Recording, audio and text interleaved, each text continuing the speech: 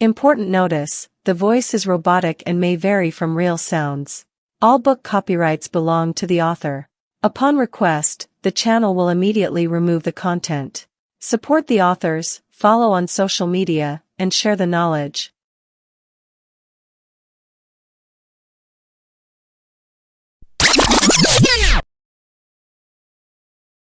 Chapter 4, The Prevalence of the Royal Academy. Auntie, Uncle. Although I also want to save you some trouble, but you see Master Qilu, you may find another identity to go to school. Needless to say, this matter is so decided, no matter whether he wants it or not.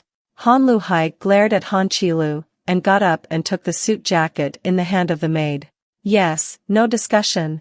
Starting today, you will go to school in the same car with Chuxia. If I find that you are not treating her badly, then freeze all your credit cards. Jiang Yuan followed and stood up and replaced Han Luhai tidied his tie. This is another trick. Han Qilu was silent for a long time and had to agree. And Chuxia glared fiercely, then turned and walked out first. And Chuxia sighed in her heart, and found that she had been sighing all day long after coming to Han's house. Sure enough, when you get something, are you destined to lose something? In order to go to Styron, she seemed to not even want to be dignified. Is it really worth doing this just to fulfill the mother's wish? How long are you going to sit there? This young master doesn't want to be frozen in credit card. Han Qilu's voice sounded outside the hall. And Chuxia gritted her teeth, for the sake of her mother, she felt it was worth whatever she did. Uncle and aunt, then I will go to school first. She bowed to them, turned and ran out in their loving eyes. Sitting in the extended Bentley, she really felt that the life of the rich seemed too luxurious. In school, don't say no me. Han Qilu's voice sounded like a ghost again.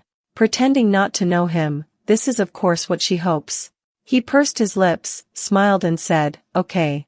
Han Qilu looked even more upset at her obedient appearance, and then added, when you see me, you have to respectfully call Master Qilu, have you heard?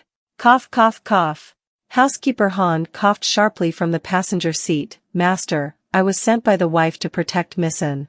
The implication was that he was here to monitor Han Qilu. Will I choke her to death? Han Qilu rolled his eyes and said again impatiently, I must call me young master. Okay, Master Qilu. And Chuxia still looks calm. If you call the young master, and she will not lose a piece of meat. Ha! Han Qilu tilted his head and looked out the window. The Royal Academy of Stein is here soon.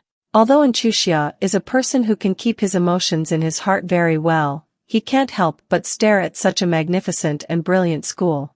No experience. Han Qilu glanced at her coldly and got out of the car first. As soon as I got off the car, a large group of girls in Stein college uniforms gathered around Han.